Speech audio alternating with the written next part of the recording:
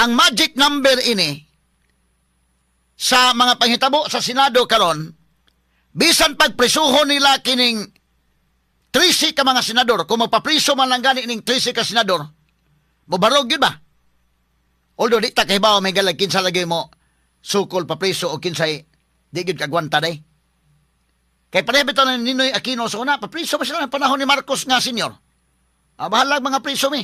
Si Ninoy Aquino sa si Teofisto Ginguna, nga priso sila mamatay style por itong senyor mga higala.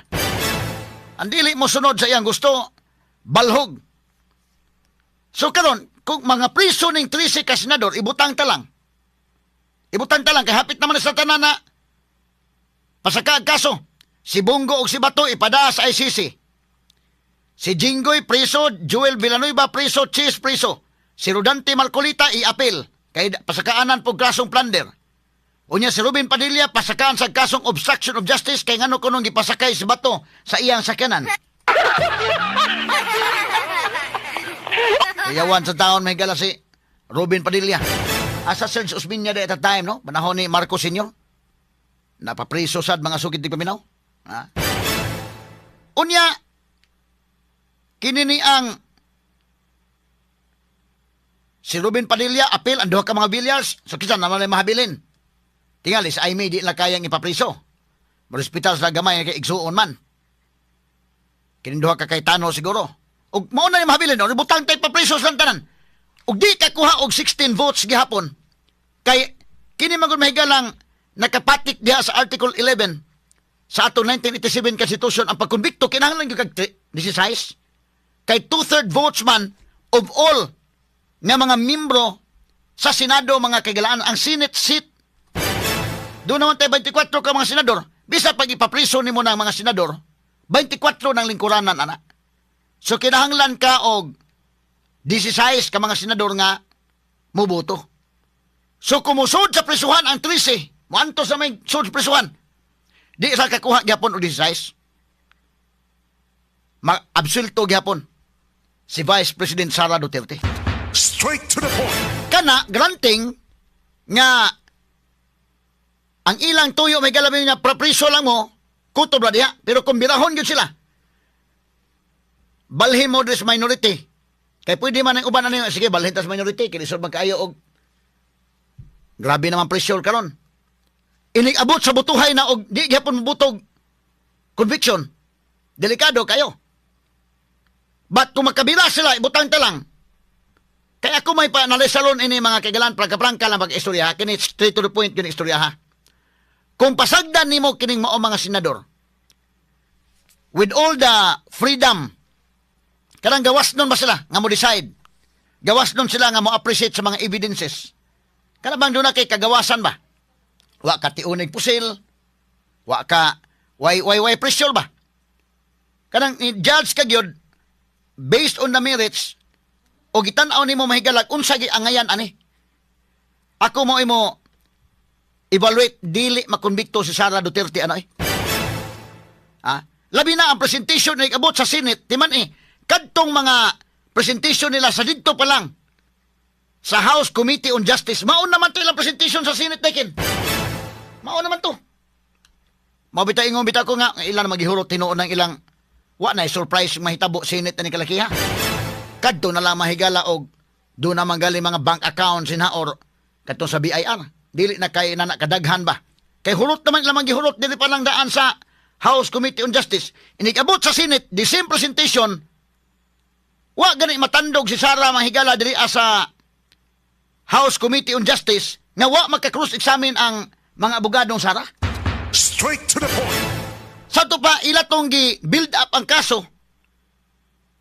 nga wa mga higala matandog ang ilang pag-build up sa kaso kung buto naon because walay cross-examination nga nahitabo dito sa House Committee on Justice. Straight to the point. So, kung inanahon mga higalag, the same presentation na ikabot sa Senate, naanay mo object. Unya, naanay debate dito mahitabo. Mabalansi na mahigala ang mga tao nga maminaw. Ibutan ta ko sa Madriaga. The same testimony ni Madriaga na ikabot sa Senate. Ang wa mabatiis mga tao, unsaon pag cross-examine si Madriaga. Masig mo pabor pa inong Sara dito na abot sa Senate na noon. Duhay may tabuan niya, either inigabot sa Senate, pwede manghigala nga madihado si Sara dito, based on evidence, pero mahimo po mga kaigalaan nga mo pabor niya dito. Wa man matandog si Sara Duterte diri sa House Committee on Justice nga wa man gani cross-examination dito. So delikado, inigabot sa Senate, dili matandog mga higala ang mga tao ang support magpadayon. Kung magpadayon ang support sa mga tao, nga muligo ang mga tao samot, nga mudapig ni Sara maglibog ang senador. Saon ta man ipag-decide? So wala nga, akong evaluation, akong reading, forecast nako.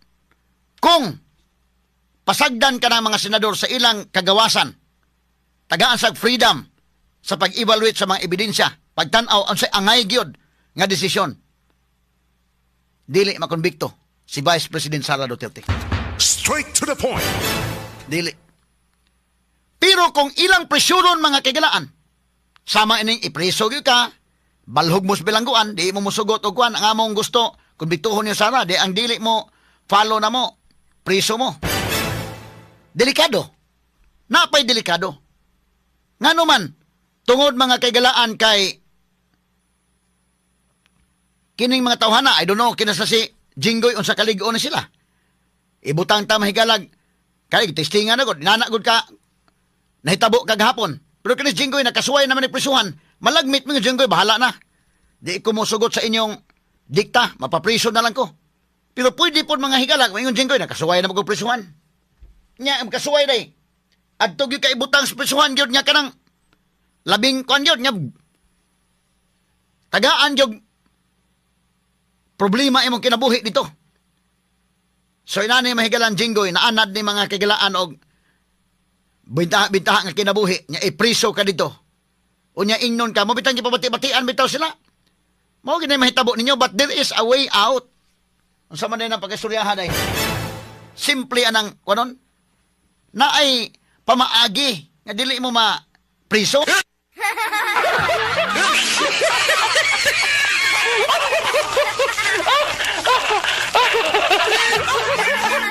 Anya wa ni kuan dito, ni abot sa prisuhan. Regular butangi ka sa regular jail, parehas si Bong Revilla dito. So unsa man imong kagawasan, imong unahon, imong kaugalingon o di gyud ka mo sugot sa mong gusto.